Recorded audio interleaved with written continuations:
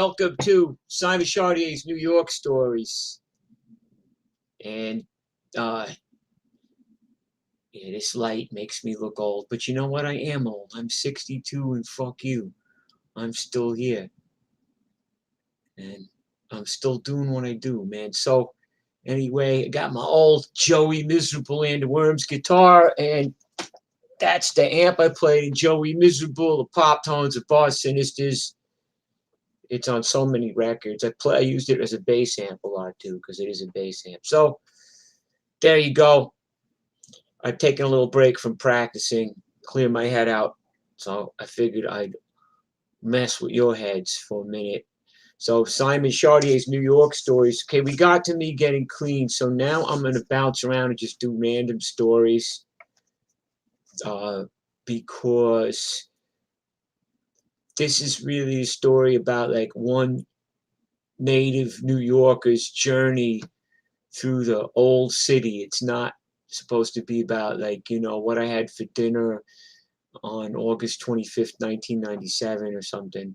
I'm sure it was pretty good because I'm a fucking good cook. But I could do a bunch of things good besides music. I'm a good cook. I'm a good dancer. I'm okay at surfing. I can ride a bicycle pretty good. I don't know. All right. So anyway, all right, now we're going to get into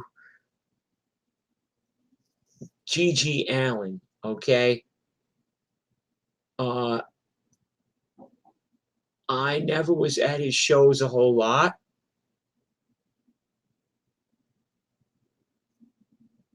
Is there somebody there? Come in. I thought there was somebody at the door, like Champ or somebody. But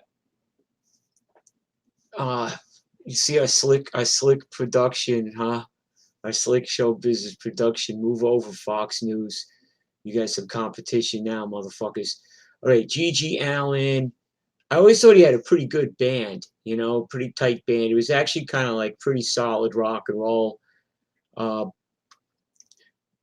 I was never really around much at the shows because in New York you get enough shit thrown is without having to fucking pay $5 at the door to go have Gigi throw shit at you. You know what I mean?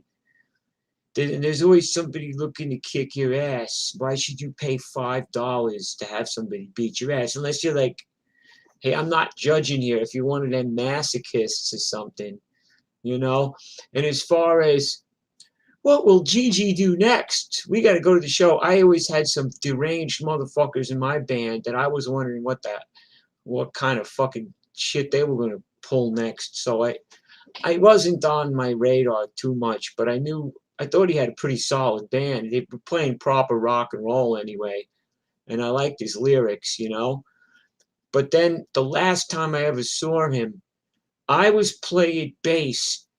I was the house bass player at the Dan Lynch Blues Jam on Sunday afternoons. It was like a steady gig for me. It was one of those $50 blues gigs that we used to have all the time, and I was playing bass. As a matter of fact, I was using this amp. And I was I was, there like all day, like, backing up the Stevie Ray Vaughan wannabes or whatever, and the occasional person that actually had some talent. And sometimes we would get together some of the pros, some of the good people, and we have a nice little session, So I was there. It was like, and I'm walking home from the gig. I got my bass, and I go by the gas station because I lived on Pitt Street, which is like the Pitt Street in Delancey. So that's like right by the Williamsburg Bridge, right? So at that time in my life. So I'm walking down Avenue B. Yeah, come in, Champ. I thought I heard Champ. Hey, are you on the line? I'm doing a show right now. Oh, don't worry about it. Just come in. Here's Champ. She's got an arrest warrant for me, but What are you Everybody, telling them now? everybody say hello to the champ. You better watch out. I'll do a story about how you got that name, What are kiddo. you talking about in this Gigi Allen. one? Oh my God. So there's champ. I was always So- working when he was like doing his stuff. Never got over to see him. I walked by the gas station. Right now it's a yuppie condo, and it was like an abandoned gas station. I actually remember in the early 70s when it was a gas station, because my father used to take me down there. He used to take me down to like Avenue B, and we'd eat cuchi fritos. We get like cuchi fritos and roast pork and shit down there on the east side. So even before I lived there, it was like punk rock or anything. Used to go by there, and you could get this really good Spanish candy called turrones. So we used to go there once in a blue moon. So I go by the gas station, and all of a sudden this guy runs out of the gas station, and he's covered in blood and shit. He's like bleeding out of numerous cuts on his face, his head.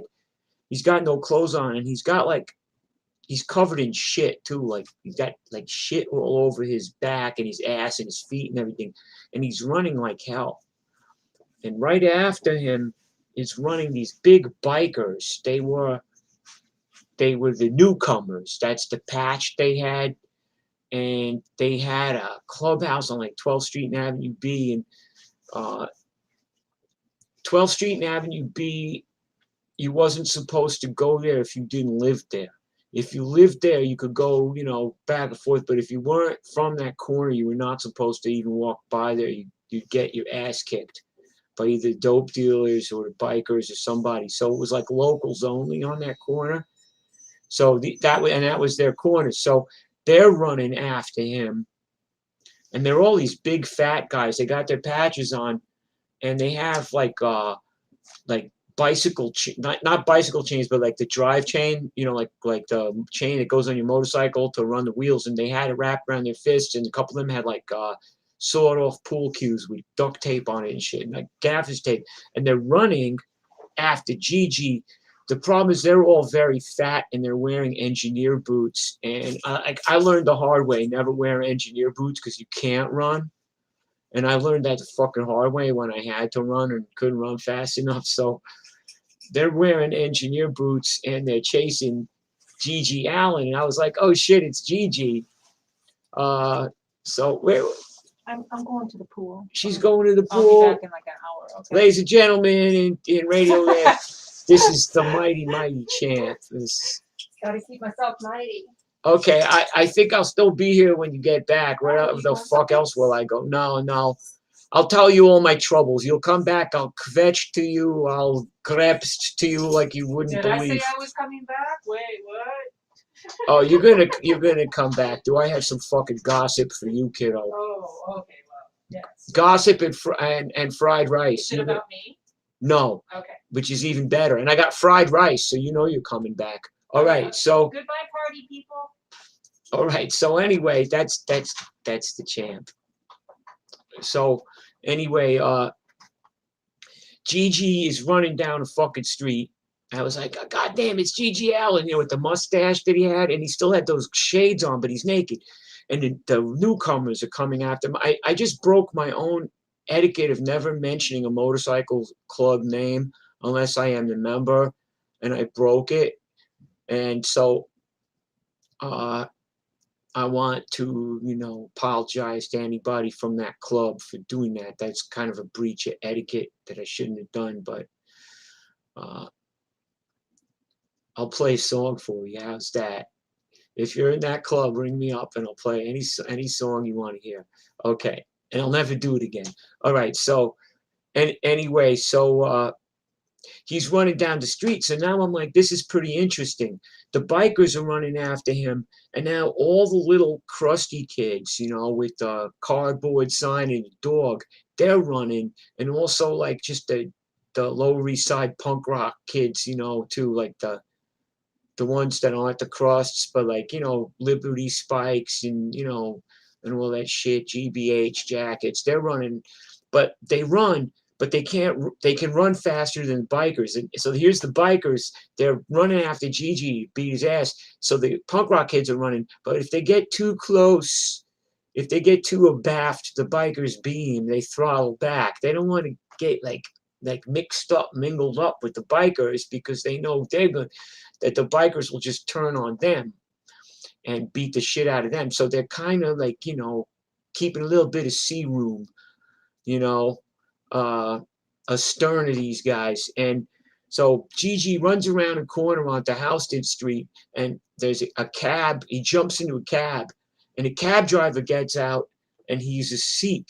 He's got the full turban and the mustache, right? And he's not wearing Western. He's wearing the clothes that you would wear if you were in. He wasn't wearing American clothes. He was still wearing the kind of clothes you wear in India. And he gets out, and he's screaming at Gigi, "Get out of my cab!" In that wonderful, I love the Indian accent. "Get out of my cab!" I love that accent. So he's screaming at Gigi. So Gigi gets out of the cab, and now the bikers are getting close. He was lucky they were so fat. He kind of was ahead. He got into another cab. The cab took off. I was like, by the 24 balls of the 12 apostles of Christ, fuck it if that don't get all, man. I thought that was hilarious until the next day I heard that he died. So like he got away from there, and I was not at that show, but I don't know what happened inside the gas station, but he pissed off the bikers for some reason. Maybe he got shit on one of their bikes, or he displeased them somehow. I don't know, but and so Gigi went out and he OD'd, and he was gone. He died that night. So I saw Gigi Allen, him running out of his last show, and it's funny how our self-preservation instincts will run from somebody, and then we'll just like go stick a needle in our arm and drop dead anyway a few hours later. A lot of contradictions, right? The other thing I want to tell you is I started doing pull-ups. Now, I thought I could do a few things. I know I'm not a tasty bastard, but I could, I could swim pretty good. I could swim 3 miles in the ocean. I could surf for 3.5, 4 hours, rode some pretty decent sized waves in my life. I could ride a bike pretty good, 25, 30 miles, no problem on a bike. I could run in the sand or whatever, but I never tried these pull-ups. Let me tell you, man, that is some hellified shit, man. I was with Vinny the other day, and he says, "Stop and give me 10," because we was right by the fucking pull-up thing, and you got to pull up like this, and oh man, he banged out 10, and it gets you back here, right? And all the fucking things I did, right? Whether it's like, surfing, swimming, dancing, the pit, bicycles, whatever. I got nothing back there. Like right here, I got nothing. I can only do like 3. I was like, fuck me, So I was pissed off. I was like, now I'm determined, I'm going to do this shit.